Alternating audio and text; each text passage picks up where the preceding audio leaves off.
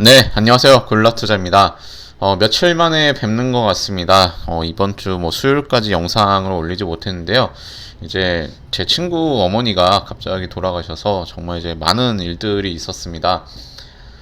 정말 이제 제 일이 아니지만 정말 제 20년 친구의 일이었는데 참 많은 생각이 들었고 정말 진짜 막 허무하기도 하고 인생에 대해서 많은 좀 생각이 들었습니다.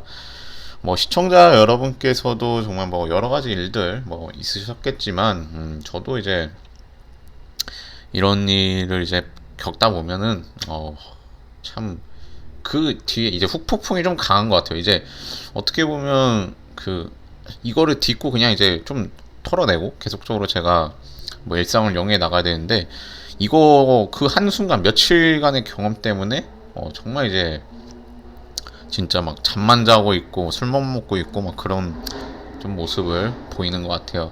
그래서 지금 어제 막 저녁쯤에 집에 들어와가지고 이제 촬영하게 되었습니다. 정말 기다려주신 시청자 여러분 감사드리고 오늘의 시장 말씀드릴 수 있도록 하겠습니다. 자, 오늘 시장 이제 마감되었고, 네, 0.35% 일단 최근 이제 월요일부터 기준으로 봤을 때는 소폭 상승하는 모습을 보여줬습니다. 최근 시장 자체가 실적 시즌이다 뭐다 아니면 외국에서도 무슨 일 이런 일 저런 일 있지만 일단은 눈치를 좀 보는 것 같습니다. 달러가 너무 지금 강세를 보이고 있고 지금 개인들도 이제는 바보가 아니잖아요. 개인들도 이제 유튜브 보면서 시장 상황을 어느 정도는 유추를 하고 설명이 시장 전망 유튜브 검색하면 100개 이상 나오잖아요. 그러니까 여러 개 보면은 아무리 이제 주식을 처음 하시는 분이라도 대략적인 상황을 이제 아실 수 있다는 거죠. 그만큼 이제 개인들도 요즘은 고점에서 매수하기보다는 이런 상황에서 좀 올랐다 싶으면 좀 매도하고 약간 보수적으로 가는 모습을 좀 보여줄 수 있을 것 같습니다. 분명히 이제 물린 분도 있고 아니면 수익 나는 분도 있는데 일단 전체적인 상황이 정말 이제 시대 자체가 정보화 시대고 인터넷이 등장한 이후로 개인들이 과거에 비해서 외국인 기관에 비해서 정보가 부족하다 이런 생각은 좀 안 들거든요. 기술이 부족하다라고 하면 좀 이해는 되지만 정보가 특별한 특급 정보를 기관 외국인이 가지고 있다 이런 생각은 안 들고 같은 정보를 가지고도 어떻게 보면 좀 다른 이제 전략을 취할 수 있는 지금 그런 시대입니다. 근데 이제 기술적으로는 기관 외국인은 이제 AI로 매매를 하는 시대죠. 그래서 1초에 100만 번씩 거래를 하고 그런 이제 기술까지 가지고 있는데 일단은 이제 정말 이제 경쟁인 거예요. 외국인 기관 개인들이 이 경쟁 상황 속에서 어떻게 보면 살아남기 위해서라면 이제 좀 차별화된 어떤 능력이나 기술을 가지실 필요가 있고 시청자 여러분들도 이제 제가 평소에 좀 말씀을 드리지만 이제 기관 외국인, 그러니까 개인 매매를 하신다면 기관 외국인이 어떻게 하는지를 한 번만 더 생각을 해보실 필요가 있어요. 얘들이 대박을 내진 않더라고요. 보면 이제 아시겠지만 얘들이 몇천 프로씩 수익 내는 건 아니에요. 하지만 그렇다고 몇십 프로씩 손실 내지도 않는, 거의 그렇지 않습니다. 전체적인 통계를 내보면 한두 가지 사례야 그럴 수 있지만 전체적으로 봤을 때는 얘들은 손실이 거의 없고 수익을 일정하게 내면서 정말 시간이 지나면 결국에 이제 대박이 나는 그런 매매를 하더라고요. 그래서 이제 시청자 여러분께서도 정말 나는 몇백 프로, 몇천 프로를 노린다 하면서 매매를 하시는 분들도 있겠지만, 정말 이제 돌아보면 그렇거든요. 1년에 몇십 프로라도 꾸준히 내면, 정말 망할 수가 없어요. 네, 몇십 프로가 별거 아닌 것 같지만, 내가 정말 이제 정상적인 직장 다니고, 꾸준히 매매하면서 꾸준히 수익을 내면, 결국에 집 한 채 정도, 서울의 집 한 채 정도는 정말 그냥 일시불로 사실 수 있을 겁니다. 그래서 그만큼 이제 주식이라는 게 정말 복리가 무섭다는 거를, 그러니까 손실도 복리나면 무섭고요, 수익도 복리하면 어마어마합니다. 그래서 항상 수익을 누적해 나가는 시청자 여러분 되시기 바라며 오늘의 종목, 네, 한신기계 말씀드리겠습니다. 자, 한신기계, 자, 이 종목이 이제 원전이랑 관련한 종목으로 떴었죠. 이제 많이들 이제 매수하셨을 겁니다. 최근에 이제 거래량이 어느 정도 나갔고, 오늘 거래량 4,900만 주. 이제 거래 대금으로 따져도 어마어마한 수준이죠. 그러면서 이제 뭐 이제 앞으로 뭐 2만 원 간다. 정말 이제 그 2만 원 간다는 게 지금 헛소리가 아니죠. 지금 분위기 봐서는 2만 원도 뭐 충분히 갈 수 있는 그런 지금 종목이 돼 버렸습니다. 자, 지금 뭐 정권이 바뀌면서 한신기계라든가 이제 원전 이쪽이 엄청 떠오르고 있죠. 한신기계를 보면은 일단은 작년 한 여름부터 이제 움직임을 보이다가, 자, 작년 여름부터 좀 움직임 보이다가 결국에 이제 선거철부터, 선거 끝나고 이제 강세를 꾸준히 유지하고 있는 모습입니다. 근데 이제 이게 보면 지금이야 바닥 대비해서 강세인데요. 이거를 과연 이제 아무렇지도 않게 버틸 수 있느냐죠. 지금 여기서부터 지금 이제 고점 뭐 12,850원에서 이게 8,000원대까지 오는 거를 가만히 보고 있었을까? 또 이런 생각도 들어서 정말 주식이라는 게 결국에 이제 주가가 막 배로 오르더라도, 몇 배가 오르더라도, 그러니까 결과가 그렇게 막 몇 배, 10배 오르더라도 중간중간에 저렇게 변동성을 보이기 때문에 참 쉽지가 않아요. 그래서 지금 일단은 어쨌든 뭐 지금 손실 보신 분은 뭐 있을 수가 없으면 최근 매매 기준으로는 뭐 어쨌든 1%라도 수익이 나셨을 확률이 매우 높거든요. 그래서 지금 이 종목에 대해서 다들 생각하시는 게 이거 이번에 이번 정권에서 진짜 뭐 시가총액 1조 찍는다. 이게 진짜 가능한 얘기잖아요. 진짜 이게 25,000원 가는 게 2만원 가고 25,000원 가는 게 이론적으로 가능하긴 한데, 일단 원전에 대해서 지금 뭐 당연히 이제 긍정적으로 좀 봐야죠. 원전 일단 지금 정부의 이제 스탠스 자체가 원전에 대해서 아주 개방적으로 얘기를 하고 있는데, 이제 한신기계랑 어떤 관련이 있는지도 한 번만 더 생각을 해볼 필요가 있습니다. 자, 일단은 이제 두산중공업이라든가 이런 쪽은 원전이랑 좀 이제 어느 정도 이 사업 자체가 이제 아무래도 밀접한 관련이 있다. 이제 우리나라 뭐 SMR 관련한 종목들도 막 뜨고 막 그 핵심 기술을 가지고 있는 기업들은 이해가 되실 거예요. 이게 원전 관련주다 하면 얘는 뭐 원전 뭐 이 설비를 만드니까 관련주다라는 건 이해가 될 거예요. 근데 한신기계 같은 경우에는 이 공기 압축기를 이제 우리나라에서 뭐 당연히 기술력을 가지고 있지만 공기 압축기를 납품하는 이제 입장이거든요. 그러니까 뭐 그런 거죠. 말하자면 이제 메인 디쉬는 아니고 사이드 디쉬인데, 뭐 디저트라고 해야 되나요? 하여튼 사이드 디쉬나 에피타이저 그 정도 수준인데, 어쨌든 간에 이제 그 약간 원전이랑 엮여가지고 일단은 원전 관련주로서 이제 강세를 보이고 있습니다. 분명히 이제 뭐 한신기계 제품이 필요가 없는 건 아니에요. 분명히 다 필요합니다. 이게 정말 나사 하나라도 뭐 하나라도 잘못되면 이제 큰일 나는 분야라서 이런 공기 압축기라든가 뭐 이런 제품을 당연히 공급을 해야 되지만, 일단 메인은 아니기 때문에 그냥 이제 테마성으로 강세를 보인다는 거, 이거 하나만 생각을 하시면 될 것 같고, 그리고 얘네 실적 같은 경우에는 지금 자 시가총액은 분명히 지금 4천억입니다. 하지만 실적은 2021년까지 매출 500억 그리고 영업이익 52억 수준으로, 여기서 뭐 이제 실적이 개선된다고 하더라도요, 정말 이제 훨씬 이제 그 실적 개선을 생각을 뭐 실적을 배로 보더라도 이제 2배, 3배가 된다는 가정하에서도 시가총액이 좀 약간 거품인 건 있습니다. 분명히 지금 테마성으로 올린 게 있기 때문에 이게 이게 인기가 많을 수밖에 없던 게요. 진짜 이게 다들 좋아할 수밖에 없어요. 이게 지금 언제냐? 자, 3월 하여튼 이게 지금 연초까지만 해도 몇 천 원밖에 안 하던 거, 그냥 한 3천 원, 4천 원인데 지금 이미 3배, 4배가 갔단 말이에요. 3배, 4배가 올랐는데 여기서 이제 사람들이 2배를 보기 시작해요. 왜냐면 이제 정부에서 당연히 이제 너무 친화적으로 임기 내에 뭐 원전 18기 수명을 늘려서 탈원전을 좀 뒤집겠다. 뭐 어쨌든 간에 이제 원전 사업을 하겠다라는 의지가 강하잖아요. 원전을 이제 가동시키겠다. 원전을 뭐 해외랑 비교하면서 프랑스는 원전이 몇 개다. 뭐 해외는 원전이 몇 개인데 잘 돌리고 있다.